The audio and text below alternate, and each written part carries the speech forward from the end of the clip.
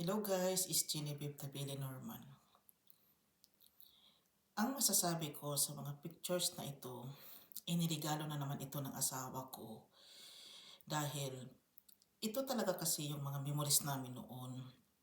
Hindi pa kasi ako, wala pa kasing, hindi ko alam kung andyan na ba yung Facebook or YouTube noon. Parang wala naman. Na-picture-picture kami. Kung mapapansin nyo, if you observe that nilagyan niya ng dates, at saka Boracay, Philippines, mga ganyan-ganyan. May napansin pala yung asawa ko sa mga pinagagawa ko. Oo, kasi we are connected to each other. Bakit nagkaganyan ako? He is trying to be, hindi ko alam kung siya ba yung nakalimot or ako. Basta hindi ko makalimutan kasi nagpakasal kasi kami 10. Yung nagpakasal ba kami, din napapansin nyo, it's 12. Ito kasi yung mga memory namin noon.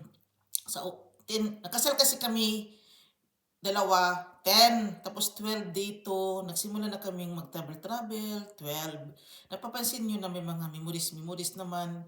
He is, my husband ba? My husband trying to isa-isahin niya ito. Sa kanya ito, binigay niya na lang sa akin. Siya siguro sana magsalita-salita. Wala na pala siyang time to talk dahil nanakaw na pala yung mga ganun. Hindi ko alam why. May mga magnet siya guys. Okay lang Genevieve, okay lang. Sa nakaraan ito guys, sa mga nakaraang mga yung ano namin ba, yung sa past ba? Sa past pala ito.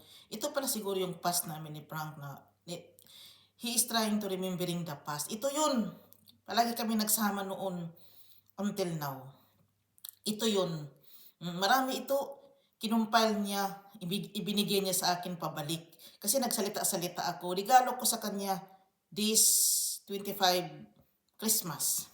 Okay, okay? Okay yung sabi ko. To make it short. Sleeper, binigay niya sa Christmas. Yan, hindi pa tapos. Yang shampoo na yan, yang pag-remember niya sa asawa niya, yan. Oo, okay lang naman. Pagka-remember niya sa akin, okay lang naman yung binigay niya. Hindi naman ako magharbo talagang babae. I'm satisfied. Si Ajinomoto present talaga sa akin yun. Okay na lang yung asin kasi andito naman yung asin dito. Itong wala dito parang hinahanap-hanap po kasi ito eh. Mga exchanging gift namin. Mayroon naman sa kanya, mayroon naman sa akin. Shortcut ko na lang yan. Yung balde na yan, ibinigay niya sa akin. Natawa ako. Naku, wag mong kunin yung si Bauhaus dyan dahil maglalaba ako sometimes kasi sa kamay. Oo. Sometimes I using my hands of washing guys. Andito kasi ako sa Sweden. Hindi nyo kasi alam.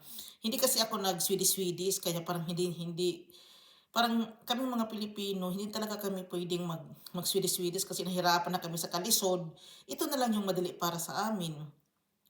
Guys, dito na lang ako. Maraming salamat. Bye.